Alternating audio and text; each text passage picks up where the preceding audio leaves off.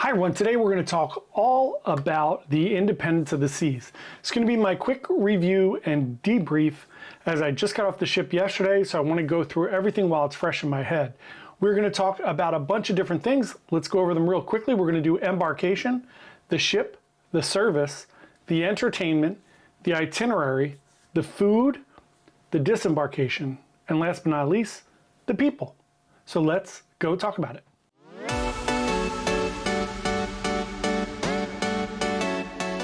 Hey everyone, John here from Byte Size Cruises. Welcome to the channel. If you're new here, we're a travel agency trying to give you the best information possible about cruising so you can plan to go on an amazing cruise vacation. So let's get into my debrief here.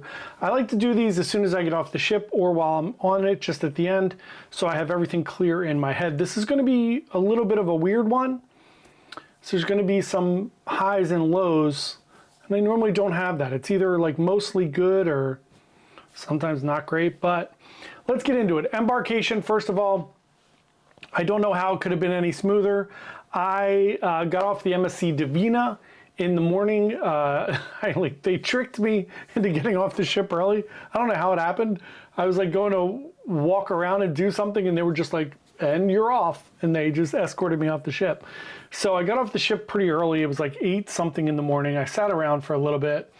I went to this little place in the port area to try to grab some coffee, and then I walked over to the Royal Caribbean Terminal A, which is like a 10-minute, 15-minute walk. So I did that. I got there maybe somewhere in the 9 a.m., a little bit after 9 a.m. range. And the guy said, "Do you have the key?" And I said, "Yeah." And he said, "You could get in this line here." There was nobody there. So I got in. I was standing in front of the door until, I don't know, 9:45-ish, something like that. Maybe 10 at the latest. I don't know. I forget, but I think it was around 9:45, 10 a.m. I probably said it in my embarkation day vlog. So then literally they opened up the doors for the key members. There were nobody there for suites yet. I walked in, I went up the escalator. I was the first person in there.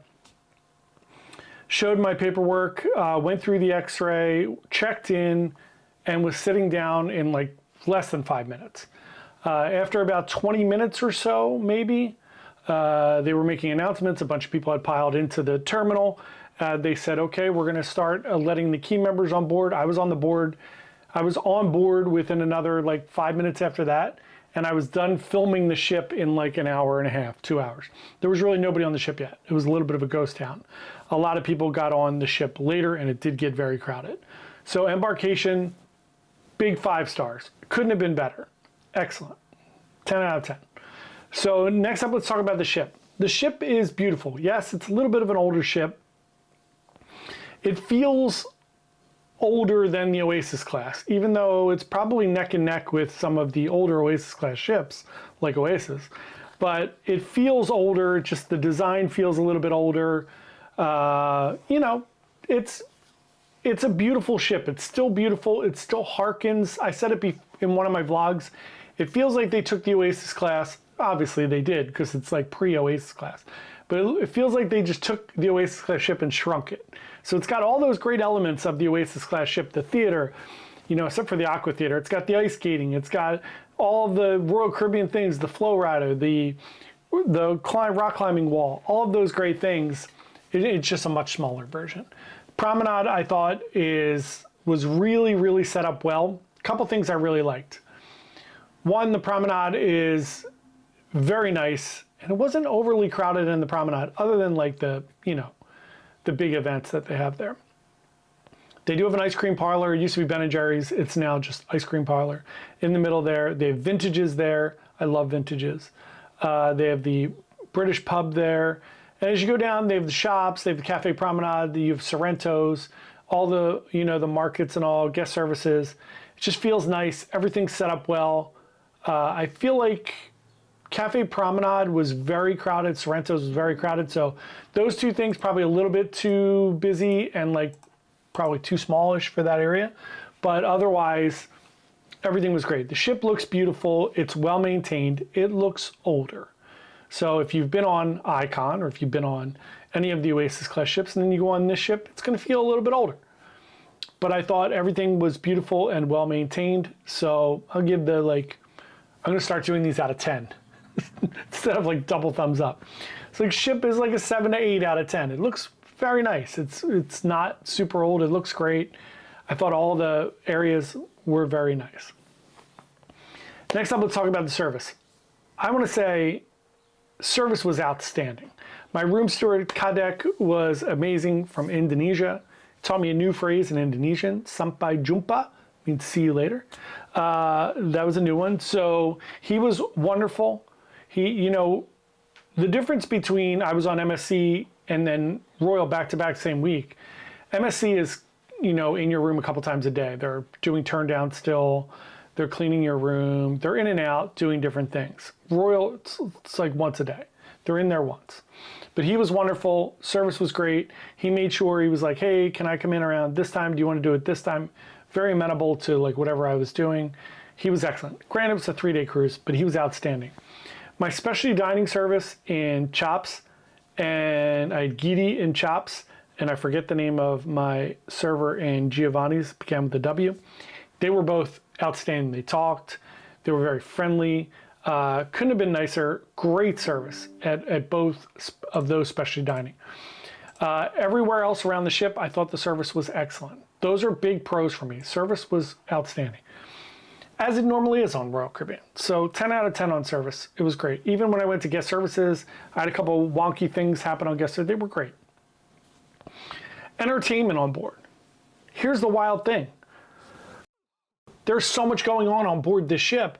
3 days or 4 days just doesn't seem like enough time to me, and everything felt rushed to me. The first night, there was really nothing going on in the main theater. Second night, really nothing going on in the main theater. Third night, you had Grease. Only 2 showings of Grease. I was really worried about going to see Grease. I was worried that it was going to be super crowded. Turns out no one cares. And that's really sad and disappointing to me, but on a 3-day cruise, I get it. Most of these people are just drinking because it's a weekend cruise, so it's a little bit of a booze cruise. Even though people were, for the most part, I thought everybody was pretty well behaved. It didn't feel wild or crazy or anything. Definitely a booze cruise. But it was empty. I went to Chops at 5 o'clock. I got done at 5:50 something. And I was like, let me walk down. I want to see if I can get into the 6 o'clock instead of the 9 o'clock, even if I sat in the back. And I went to the 6 o'clock and I sat 3 rows from the front. There was nobody there. I felt bad. The show was fantastic. Grease was fantastic. I really enjoyed it. Great rendition. It was awesome. I'll go over all the entertainment in my entertainment review. The ice show, great. All the things going on, great. Here's my one complaint with the entertainment. One, there wasn't a lot of things going on for good reason, because nobody cared about them. It just felt like it was a vessel to take people to Nassau on Perfect Day and let them drink for 3 days. And if that's the approach, because I know everybody saw the news this weekend where, now Harmony's going to be doing 3 and 4 day cruise. Utopia is doing 3 and 4 day. Oasis is going to be doing 3 and 4. These big Oasis class ships are going to be doing 3 and 4 day cruises. The entertainment's going to get neglected, and no one's going to go to any of these shows. It's sad. Grease was great. Look, it's not Cats. At least on Oasis, it's Cats. So I know some people like Cats. I'm sorry, it's terrible. But that's my one complaint. And I never saw the cruise director.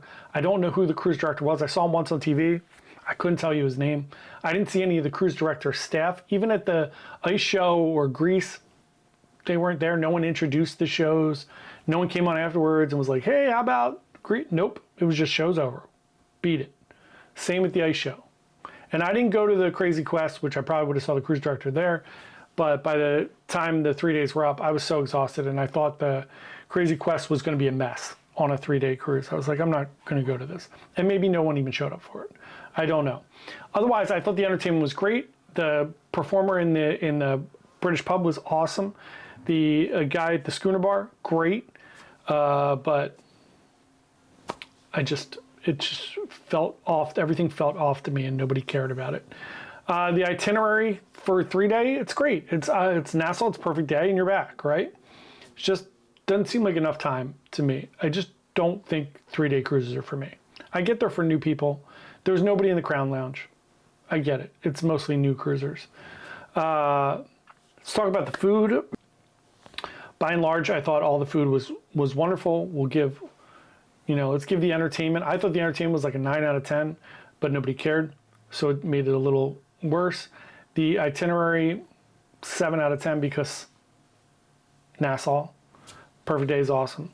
Food, I thought was like an 8 out of 10. Especially dining was very good. I do have a couple bones to pick with certain things. We'll talk about that in the food review, but overall, all good. Disembarkation, here's the thing. I had the key, so this is going to be from a key perspective. And I know I go back and forth on the value of the key. And I know it's probably not worth it. I get it.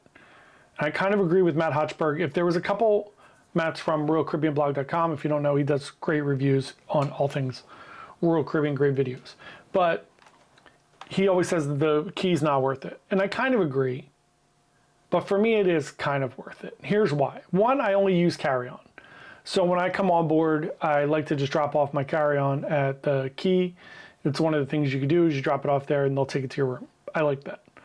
I like the key lunch. It's a very relaxing way to kick off your day. I understand I could just go to Chops if I had the, you know, dining package or whatever. You could just do something similar to that. But I enjoy that, just sitting down and relaxing when I get on the ship. I get the internet with it. And then, you know, you get special time, special seating. I don't know. I didn't even see any of that. The special seating didn't even come into play at the ice skating rink because I think most people don't go to the shows. So if the key's definitely probably not worth it. Let's put that out there. However, what I will say is I really enjoyed getting off the ship with the key. And I probably didn't need it, but it felt nice to be important. So I went down and had breakfast. You can get breakfast on the last day with the key. And then they literally walk you up to the ship. They walk you all the way up to where you flip your key card and you leave. So they cut you through the whole line. Which is actually very nice. If you were in a hurry to get off the ship or anything, I wasn't, so it wasn't a big deal. But it was nice. It felt important. Disembarkation, obviously 10 out of 10. Couldn't have been smoother. Let's talk about the people.